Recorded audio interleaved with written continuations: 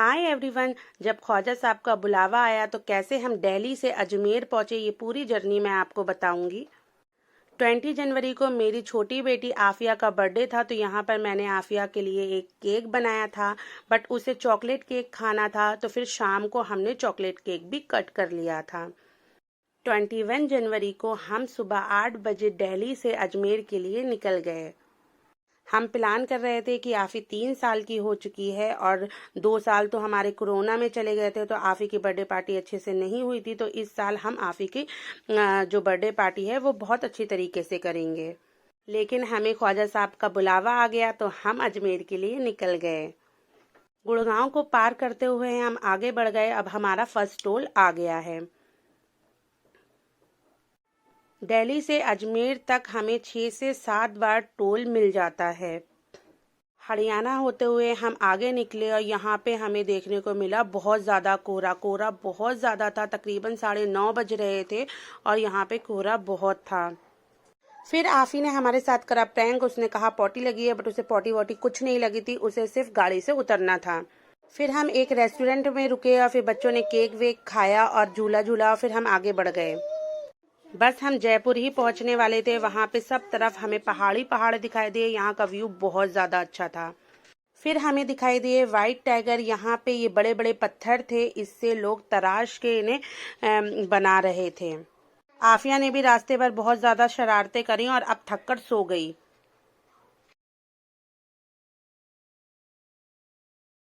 जयपुर में जब हमने एंट्री करी तो हमें यहाँ पर दिखाई दिया ताज होटल जयपुर का। ये भी देखने में बहुत ही ज़्यादा खूबसूरत था।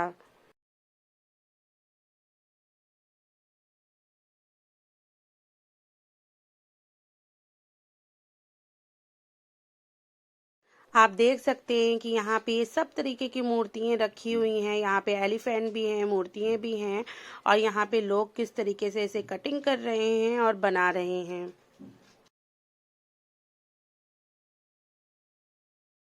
मैं ये सब फर्स्ट टाइम देख रही थी, तो मुझे देखने में ये बहुत ही ज़्यादा मतलब एक अद्भुत सा लग रहा था कि ये लोग कितनी बारीकी से इस पत्थर को कट कर रहे हैं और इतनी सफाई के साथ ये लोग ये स्टैचू को बनाकर रेडी कर रहे हैं।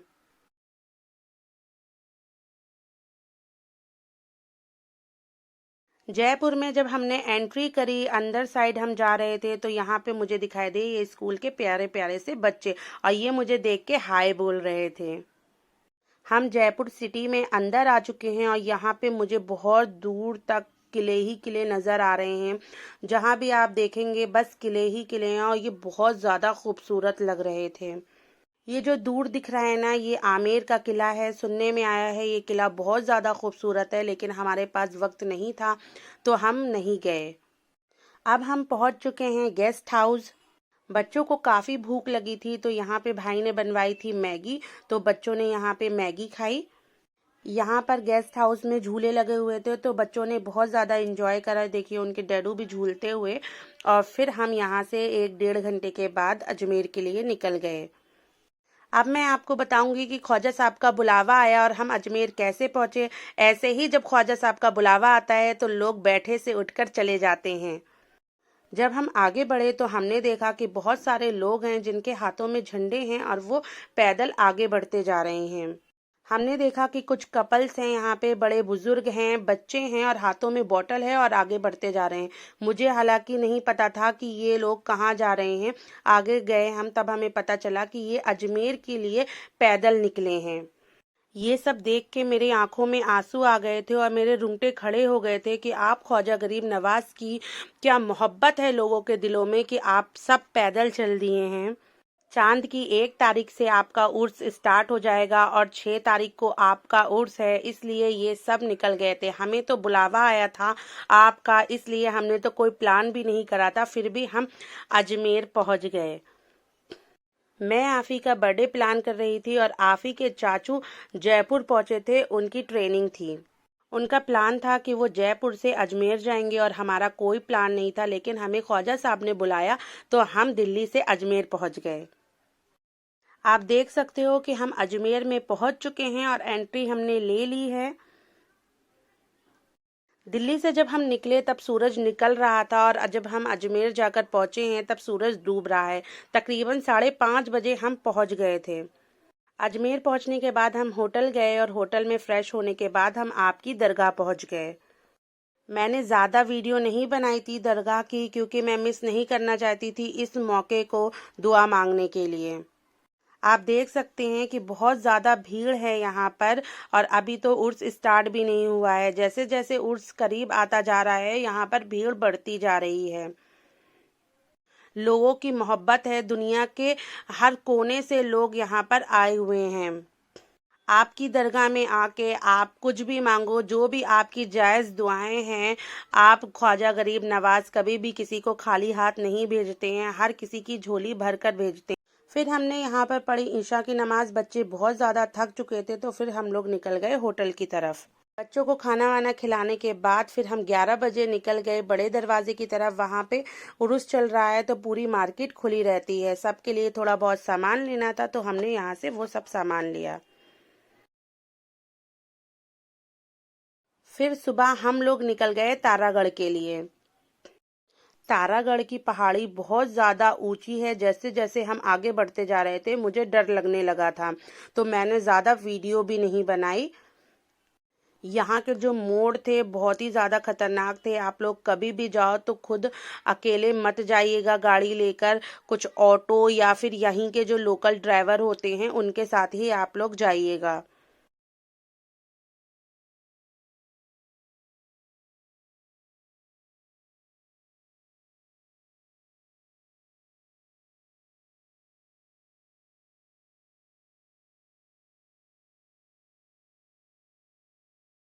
तारागढ़ में ऊपर पहुंचकर आप मीरा शाह की मज़ार है।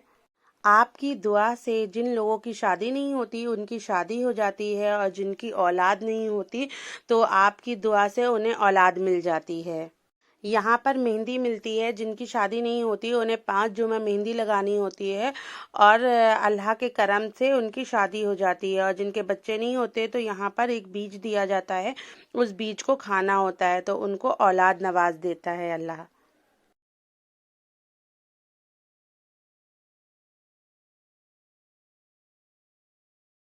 ये काफ़ी ज़्यादा ऊंची पहाड़ी है। अब हम ऊपर पहुंच चुके हैं।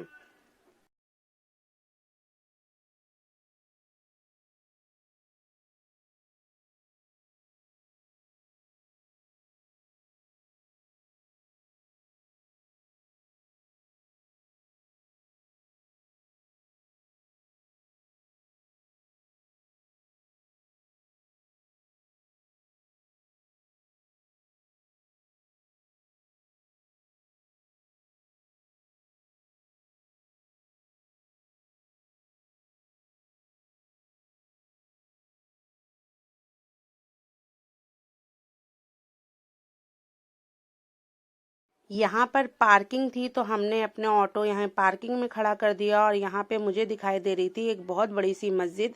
तो मुझे आगे जाके पता चला कि ये हज़रत अली ने यहाँ पर अजान दी थी।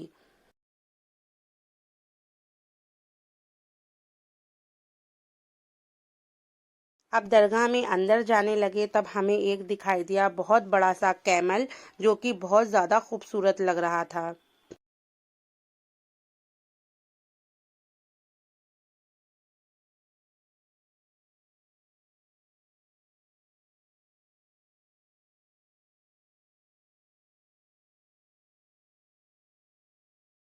हम जब आगे बढ़े तो हमें नजर आया ये सफ़ेद घोड़ा जो हर किसी के आगे झुक रहा था। फिर हमें पता चला कि ये जो भी यहाँ पर कोई भी आता है उसको सलाम करता है। यहाँ पर हमें दिखाई दी कि 80 मन की डेग थी और 40 मन की डेग थी। यहाँ जो कोई भी आता है इसमें अपने मन मुताबिक जो उसे डालना होता है वो इन डेग में डाल देते हैं, फिर उसका लंगर बनता है।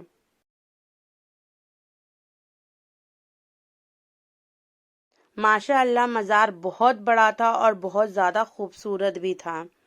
यहाँ पर आके हम लोगों को थोड़ी ठंड भी लगने लगी थी, ये क्योंकि ये बहुत ज़्यादा ऊपर है, इसलिए यहाँ का जो मौसम होता है बहुत ठंडा रहता है।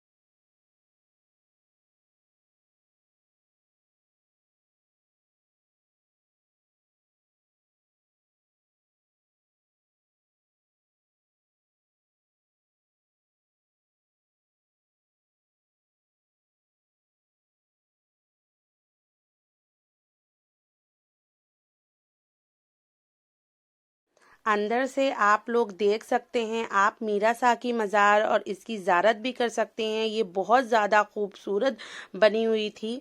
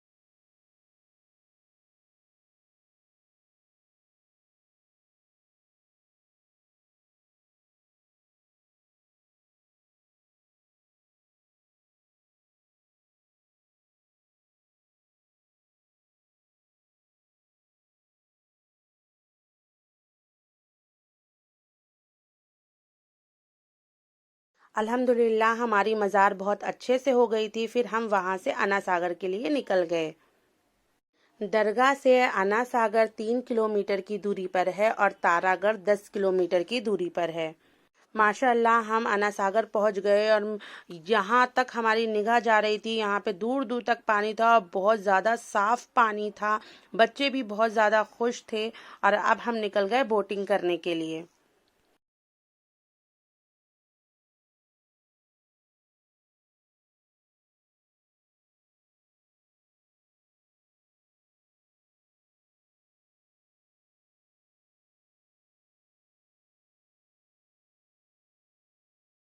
जब तक हमारी बोट आ रही थी तो फिर हमने यहाँ पर थोड़े बहुत अपने फ़ोटो खिंचवा लिए थे। वो दूर आपको आइलैंड दिख रहा है ना, वहाँ पे हमें जाना है। तो अब हमारी बोट आ गई है और हम वहाँ के लिए निकल गए।